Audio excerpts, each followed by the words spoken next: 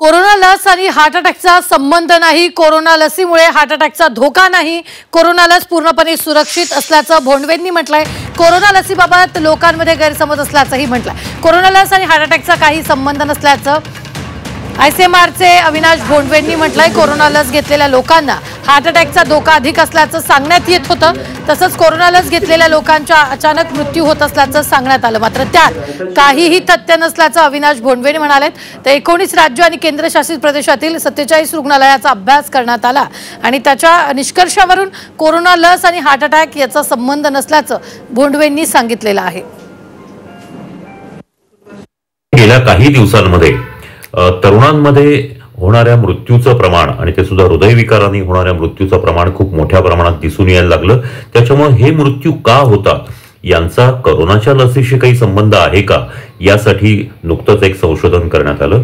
या संशोधनातही हे असं दिसून आलं की तरुणांमध्ये सुद्धा जे मृत्यू घडून येत आहेत हे त्यांना असलेल्या हृदयातल्या काही दोषांमुळे, आत्ताच्या जीवनशैलीमधल्या काही त्रासांमुळे किंवा काही गोष्टी न पाळल्यामुळे या गोष्टी घडतायत।